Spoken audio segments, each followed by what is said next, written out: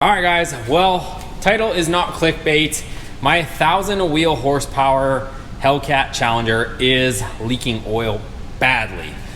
So, and that engine is fully built. If you guys haven't seen the videos, we built this engine in-house and put it all together using MMX components, but we built it from a complete bare block to put into this car. We also restored the car. If you guys haven't seen that, this car was a burnt Hellcat that we completely restored, and now it's a running, driving, and a really nice Hellcat. But I've got it up on the lift, and I'm gonna start to explain some stuff. So I started to dig into this, and now I'm filming it for you guys because I just had to undergo a huge process.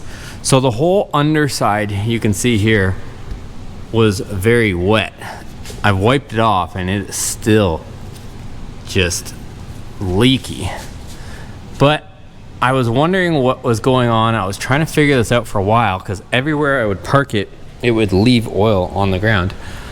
And I thought maybe it was the bolts that go into the mains from the side, because we replaced everything with ARP hardware. And I was thinking maybe it was those going to the side, because you have to put RTV on them. But hopefully you guys can see there, it is just like the plate that goes between the two, the dust shield there, the spacer, it is just soaked. But I've got it fixed. So I'm gonna show you guys what I did to fix it. And if you guys are wondering about this weird contraption, I had to lift the engine up enough that I could get the oil pan off. And it actually wasn't that bad of a job, thankfully. So some guys might make it into more of a job. Some people drop the whole front suspension and the K-member and this and that and the other thing. But I didn't do half of that. So you can see I did take out the power steering rack. It's on the ground over there. The wheels are all crazy looking.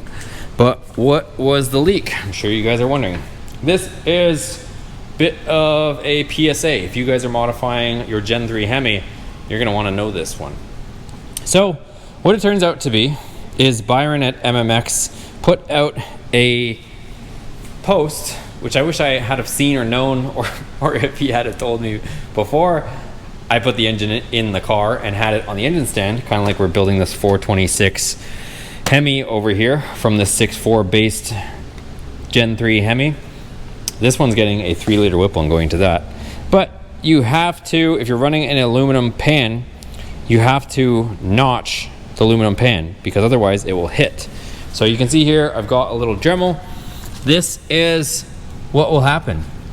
Your back main studs, the nuts on the ARP studs, will contact the back of your oil pan, and it will cause the back of the oil pan not to be able to seat up against the gasket, and it will be leaking profusely.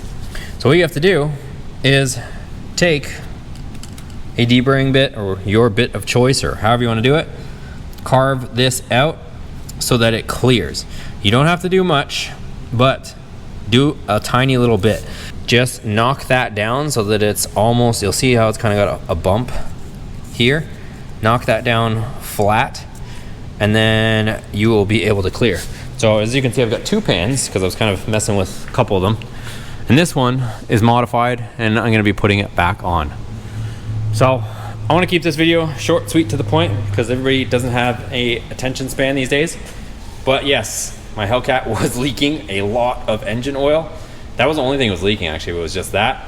But give this video a thumbs up if you guys found this helpful or informative. Go check out the other videos if you guys are interested in this build. I'm gonna slap this thing back together. It's not too exciting, but you can get it. And also, people said you had to raise the engine like 3 inches. I promise you, you don't have to raise it 3 inches. I left pretty much everything connected. I moved some stuff over by the fuse box just so those wires could be heightened, but I've got it maybe 1.5 inches on both sides. So I just took out the 2 bolts that hold the engine mounts to the K-member, and then I lifted up from below on the engine mount points. I've seen some people, or heard some people, will lift it from the crank pulley. I wouldn't recommend that one. I'm sure it works, but just doesn't sound nice.